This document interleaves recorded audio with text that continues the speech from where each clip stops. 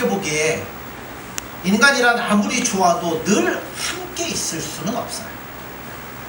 만날 때가 있으면 반드시 헤어질 때가 있습니다. 우리에게 영원한 것은 어디 있냐면 이 땅에 있는 게 아니라 저 영원한 집에 있는 것이죠. 예수님은 무리들과 작별하신 후에 산으로 올라가셨습니다. 여기에 대해서는 학자들이 여러 의견들이 있지만 뭐하러 올라가셨어요? 기도하러 올라가신 거죠. 예수님께서는 조용히 혼자 하나님과 대화하기 위해서 기도하러 산으로 가셨습니다. 예수가 어떻게 보면 기도의 사람이었던 것 같아요. 사람이라고 표현하기 그런데요. 말씀을 전파하시면서도 기도하셨습니다. 손으로 많은 이적을 베푸시면서도 그분은 늘 기도하셨습니다.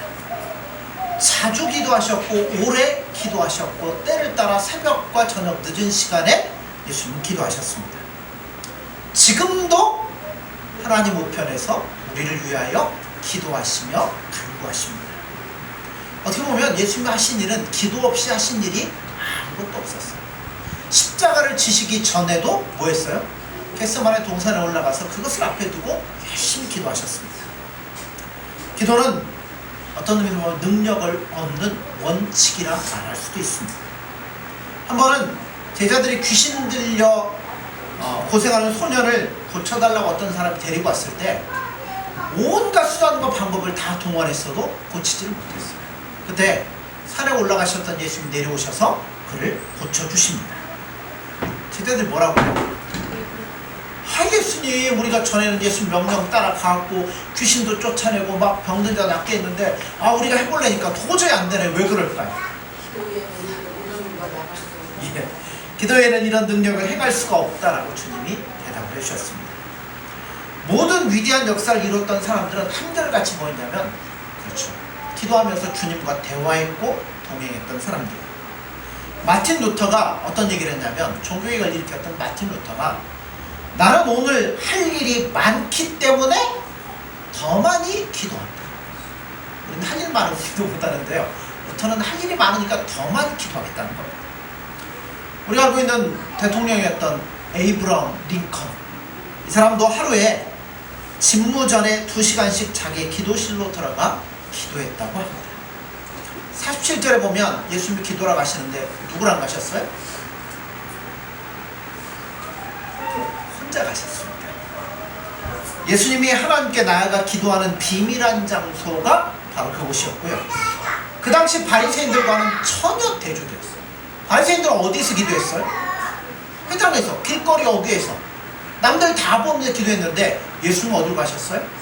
산속 깊은 곳으로 가셨습니다. 예수님은 기도는 누구와의 관계라고요? 하나님과 나와의 관계이기 때문에 사람들은 중요하지 않다는 거죠. 예수님은 혼자 은밀히 기도하기 위해서 올라가셨습니다. 그래서 은밀한 중에 보시는 하나님께 어디 가서 기도하라고 그래요? 우리 보고 골방에 들어가서 기도하는 거죠. 골방. 그럼 여러분 뭐가 떠오르세요? 아무것도 없고 그 좁은 데서 예수님과 나만 만나기 위해서 몸부림치는 곳. 거기에는 세상적인 건 아무것도 없잖아요. 마찬가지죠. 하나님과 나만이 하는 교제 시간이 있을 때 우리 은혜가 있고 기쁨이 있고 여러분 행복이 있습니다. 48절에 보면 바람이 거스름으로 제자들이 괴로이 노를 저었다라고 말하는데요. 바람을 거슬러 배를 저어가려면 이게 얼마나 힘들겠어요. 요즘처럼 무슨 모터가 달려있는 것도 아니고 배를 저어가는 것이 괴로운데 이건 어떻게 보면 인생의 축소판이라고 이야기할 수 있습니다. 어떤 분이 인생은 뭐라고 그랬어요? 고해라 이렇게 표현을 하기도 하는데요. 제자들이 이런 바람 때문에 고생하게 된 것은 영적인 의미에서 보면 우리도 누구의 제자예요?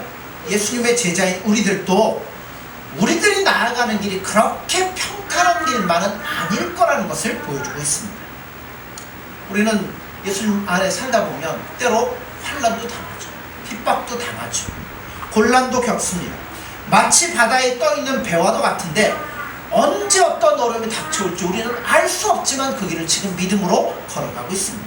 그런데 염려할 것이 없다라고 주님 말씀해요. 왜 그러냐면 바람이 거슬러서 가지 못하고 괴로워하고 힘들어하는 제자들에게 누가 오셔요? 예수님이 오시더라는 겁니다. 예수를 믿는 사람과 믿지 않는 사람의 차이가 뭐냐면, 믿지 않는 사람은 환난을 당하거나 역경에 부딪히면 실망하고 낙심합니다. 마지막에는 뭐까지 해요? 자살까지 합니다. 그런데 믿는 사람들도 똑같이 환난을 겪고 어려움을 겪고 절망을 당하지만 절망하지 않습니다. 오히려 담대하게 환난을 극복합니다. 주님이 떠나시고 나면 제자들이 어려움을 당할 걸 주님이 다 아시잖아요. 그래서 뭐라고 그래요? 너희가 환난을 당하나 담대해라. 내가 세상을 이겼던 것처럼 너희들도 이길 수 있으니까 담대하라 라고 말씀합니다. 그런데 49절에서 50절을 보면, 자, 밤새도록 물결을 거슬러 가는데 너무 힘들잖아요. 그때 저쪽에 누가 와요? 예수님이 바다 위를 걸어서 오셔요. 제자들이 처음에 예수님을 보고 뭐라고 그래요? 유령이다. 유령인가요? 소리를 지르고 놀라옵니다. 여러분, 우리도 어떻게 보면 그럴 수 있어요.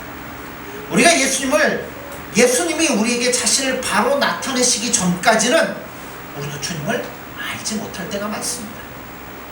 오셔서 뭐라고 그래요? 야, 유령이다. 주님은 우리를 도우러 오시는데 우리는 모를 때가 있죠. 그런데 오셔서 이렇게 말씀하죠. 나는 너의 선생이다. 너의 친구다. 나는 너의 구주다. 풍파많은 세상에서 내가 너를 구원할 것이다. 안심하라. 두려워하지 말라. 여러분, 우리가 세상에서, 어려움 많은 세상에서 우리가 살아갈 때 제일 위로되는 말씀이 뭐겠어요? 주님이, 그죠? 내가 너하고 함께한다. 놀라지 마라. 괜찮아? 그죠? 그 말씀을 들을 때 우리는 어떤 어려움 가운데서도 이겨낼 수 있습니다. 주님이 나와 함께 하시는데 뭐가 두렵겠어요? 열왕기하 6장 15절에 보면, 엘리사가 도단에 있을 때 수종드는 자가 아침 일찍이 아람 군대가 성을 에워싼 것을 보고 놀라가지고 엘리사에게 달려갑니다. 우리 죽게 됐습니다. 주여, 어떻게 합니까? 그때 엘리사가 두려워하지 말라. 우리와 함께한 자가 저와 함께한 자보다 많으니라 하고 기도한즉 그 종의 눈이 밝아졌습니다. 눈을 들어봤더니 뭐예요? 불만과 불병거가 가득히 엘리사를 지키고 있는 것을 그 종이 보고 안심하게 되는 겁니다. 우리도 주님 우리의 눈을 밝혀주셔까지는 몰라요. 주님이 나와 함께하는지 뭐 어떤 건지 몰라요. 입술로는 예수님 하고 부르짖지만 정말 내가 예수님 만나기 전에는 모르는 거죠. 그러나 예수님이 우리 눈을 띄워줘서 신령한 눈을 보게만 하신다면 우리는 정말 담대하게 낙심하지 아니하고 주님과 즐거이 동행할 때가 오리라 믿습니다. 예수님을 바라볼 때 모든 두려움과 걱정과 근심이 사라질 거예요. 주님 뭐라고 그러시겠어요? 야, 나다. 걱정 마라. 두려워 말라. 요한복음 10장 4절에도 양들은 누구의 음성을 안다고요? 그의 음성을 안다고 그랬잖아요. 하나님을 목자로 아는 양은 뭐가 없겠어요? 그래서 두려움이 없는 것이요. 목자가 가자. 거기 안 돼. 이러면서 우리를 인도해 주시지 않겠습니까? 시편 23편에 보면 하나님 우리 목자가 될 때 뭐가 없다고요? 부족함이 없다. 뿐만 아니라 사망의 음침한 골짜기를 지날 때도 해를 당하지 아니할 것은 주께서 나와 함께 하심이라. 주의 지팡이와 막대기가 나를 안위하실 것을 우리가 믿기 때문에 여러분 우리는 염려와 걱정이 없게 되는 겁니다. 여러분, 예수님 오실 때 누가 가장 먼저 예수님 봤어요? 베드로가 보고 뭐라고 그래요? 예수님! 나도 걷게 해주세요. 걷다가 뭐 했어요? 우리가 너무나 잘 아는 것처럼 풍랑이는 바다를 보고 두려워 빠지게 됩니다. 여러분, 우리도 그래요. 우리가 예수님 바라보면 염려가 없고 걱정이 없어요. 그렇죠? 예수님만 바라보는데 뭐가 염려가 돼요? 근데 조금만 눈을 들어서 옆에 보다가 걱정, 염려 바라보면 뭐예요? 그렇죠. 우리도 믿음 없는 베드로처럼 그 환난과 염려에 빠져들어가지고 죽게 생기게 된다는 겁니다. 근데 그 순간에도 뭐 하신 거예요? 그렇게 예수님 안 쳐다보고 있을 때도 예수님은 그를 건져내시고 인도해 주신다는 겁니다. 뿐만 아니라 주님이 배에 타시니까 모두 잠잠해져요. 폭풍도 잠잠해졌습니다.